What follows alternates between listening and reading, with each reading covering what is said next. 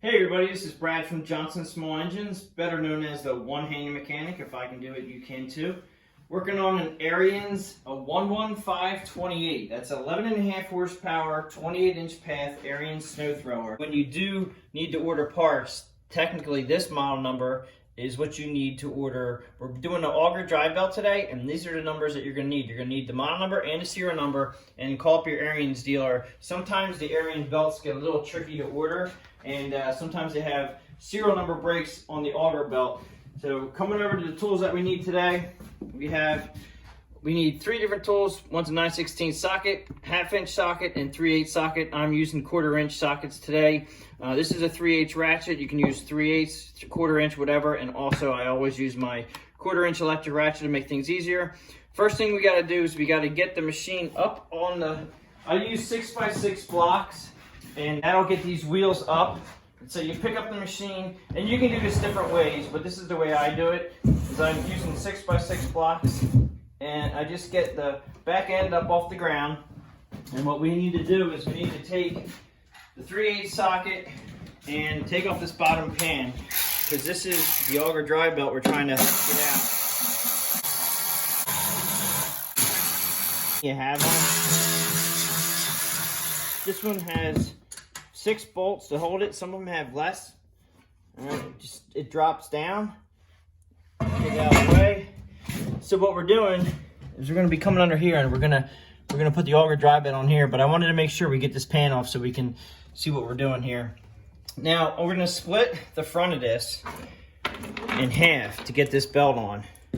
Right now, I just want to get that pan off. I'm also going to take off the cover in the front here, which is this guy right here. All right, these are also 3/8 bolts. So we're still using the same socket. 3/8 is all I need right now. Some of these covers can be a little tricky to get off, and you just have to kind of finagle them out of the way. This guy here is a little tricky. Let that off. Be careful, if you're doing this in cold weather, you can crack these things. All right, so this belt here is the Auger belt, and this guy here has got some pretty major cracks. We saw it earlier. You can see that right there. That's a pretty bad crack. So we got to get this belt off, and so what I'm going to do is I'm going to take this as a guide right here, and these are 1/2-inch bolts. I'm going to take them off with the 1/2-inch socket. These may be a little bit tight. I may need to use a wrench for that, but I'm going to try my ratchet. Actually, that was loose. Alright, so we're going to take them off and don't lose them. Okay, these guys off. This should just pop out of the way. Okay, so I'm going to take this off of the wood blocks now. Put it back down on the ground.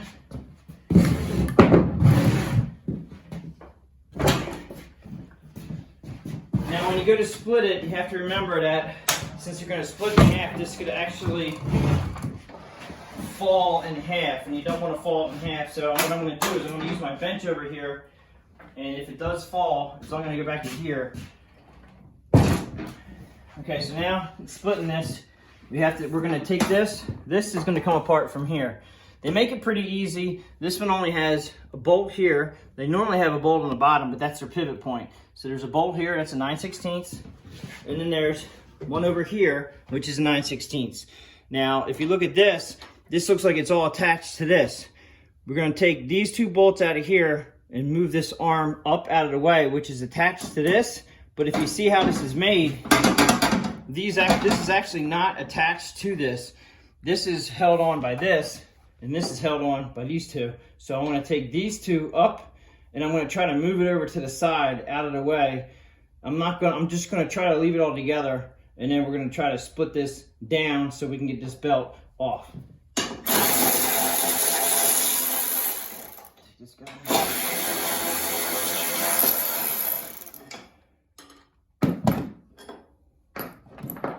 Okay, now this should come up and over to the side. Now it's going to be a little tricky because when we split it, I don't want this thing falling out of the way. hopefully it'll stay there. You just got to be careful. Sometimes I might even use a zip tie and just have this sit here, but I'm gonna try. I have a funny feeling this is gonna want to try to roll, but let's see what happens when we split the machine. Come down here to this guy here. All right, so that comes right out there. Other side. Now be careful, it may want to drop on you. All right, so the back end's gonna want to drop, I can feel it already. So what I'm gonna do is, I'm gonna use my lift.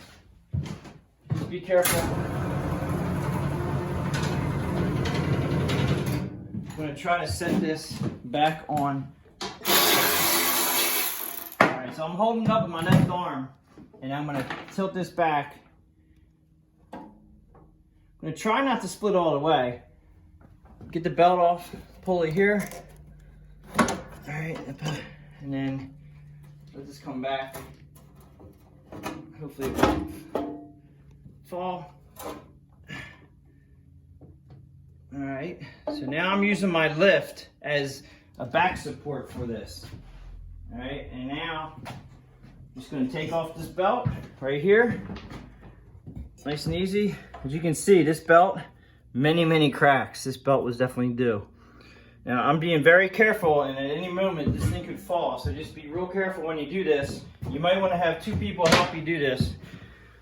And you're gonna put this belt back. The brand new belt's going on.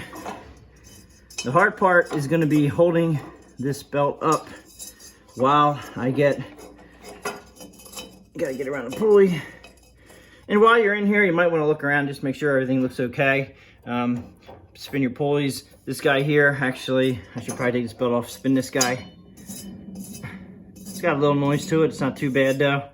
Those bearings, the input bearings, can be, they can go bad through time.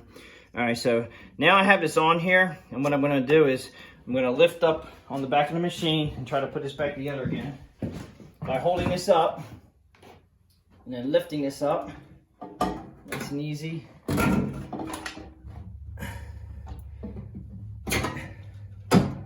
All right. And now if you have 1 bolt for the 9/16 bolt, you want to get that in there. I thought I had one on the ground here. Okay, got to make sure everything lines up.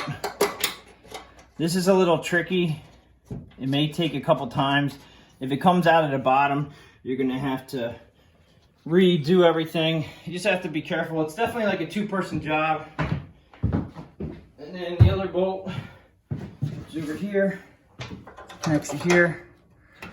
And I just want to get these guys set up so I can just get them started.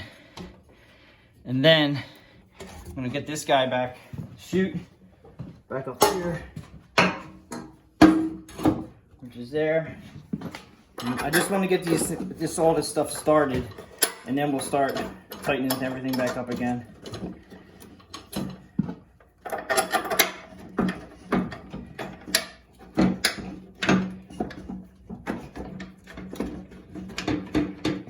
And it's good to get everything like hand started before you tighten everything up, just to make sure everything's good. Now the belt has to get back on this pulley here. And I'm just gonna spin that. Now underneath this pulley here, like that. And as far as the adjustment goes, that's part of the new belt right there, it looks like. I'm not sure why it's there. But as far as adjusting the spring tension on this,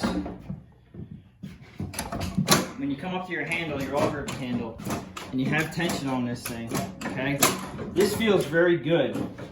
When you hold the handle down all the way, you go down to your spring down here.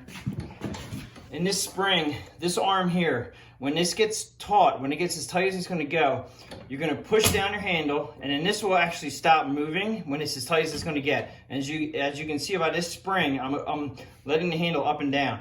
The spring is springing right now. It's opening and closing the spring. Well, this arm right here is as high up as it'll go, which means it's not moving, which means that this is as tight as this belt is gonna be. Okay, so when you let go of the handle, it's off. and when you put it on, it's on right there. And so that's good tension. There is one thing I forgot you guys to tell you, is that to adjust this belt, I said that the belt tension was okay on this. To adjust this belt, now I'm doing this by myself, I don't have my camera guy here. This adjustment for the cable here on the handle, this is for the auger handle right here, okay? That cable goes down here, and it goes down to this spring right here. Okay, that spring right above here, right there, that's a nut. That's a 3/8 nut, and then this right here will turn on this bolt right here, okay? And you loosen that up, and then you turn this coupler onto the threaded part, and that will, if clockwise will make it tighter, counterclockwise will make it looser, okay? And you want that spring tension, as I showed you before. You want it to stop that bar and have good springy right there tension. All right, this here will pivot on this little ball right here. So this will spin inside here. Sometimes these get all messed up and they get corroded, and then this won't spin, but trust me, this should spin. And you just lock it with this 3/8 nut right there on the threaded part. Okay, so that's how you adjust the belt tension for that belt with the auger belt. Okay, any other questions, just give me a shout. I hope this helped you out. And I'd also recommend, when you put the guide on the pulley, so when you hold the handle down, it puts the tension on here. So when you put this back on, it just makes it easier to put the guide on, because you have the belt tension, it's tight, so it's not gonna hinder putting that on. And just gotta make sure that you have the other bolt near you. I had to find this guy. All right, so at this point, we're gonna tighten everything up, and then you're gonna go back underneath and put your bottom plate on. And this spring tension is very good, so this is gonna be fine. We're gonna tighten everything up. Pretty much that's how you put the auger belt on this Ariens, a 115/28. It's 11.5 horsepower, 28-inch Ariens snow thrower. If you have any questions or comments, please leave them below. If you like this video, please give it a thumbs up. Appreciate everybody watching my videos. Please subscribe, and thanks for watching.